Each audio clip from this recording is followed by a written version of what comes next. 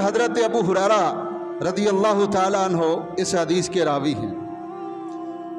آپ فرماتے ہیں اتا جبریل النبی صلی اللہ علیہ وسلم کہ حضرت جبریل علیہ السلام نبی کریم صلی اللہ علیہ وآلہ وسلم کی بارگاہ میں حاضر ہوئے.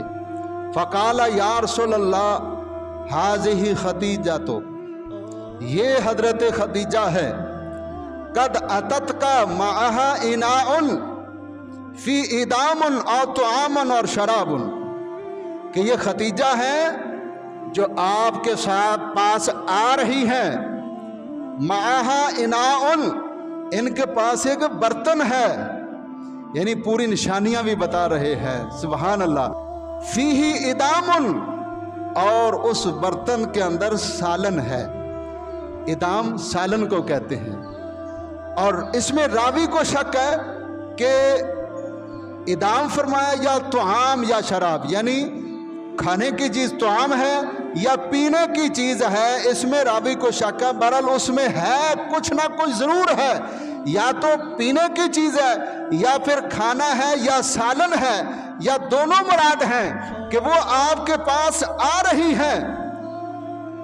فَإِذَا هِيَ أَتَتْكَ، تو جب یہ آپ کے پاس آ جائیں، فَقْرَ عَلَيْهَا السَّلَامُ مِنْ رَبِّهَا عَزَّ وَجَلَّ، تو ان کو ان کے رب کی طرف سے سلام کہنا.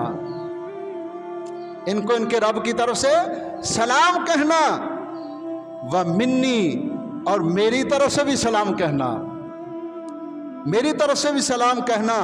وَبَشِّرْهَا، اور ان کو خوشخبری دینا.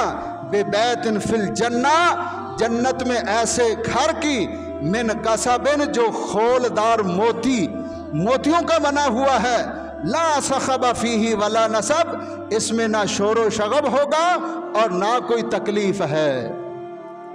تو یہ ہے مقام حضرت خدیجۃ الکبریٰ رضی اللہ تعالی عنہا کا، کہ آقا علیہ الصلوۃ والسلام کی خدمت کرتی ہے.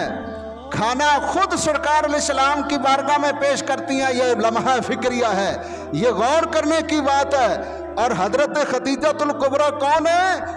جو رئیس مکہ ہیں، جو مکہ کی سب سے امیر ترین خاتون ہے، مالدار خاتون ہے اور سمجھدار خاتون ہے.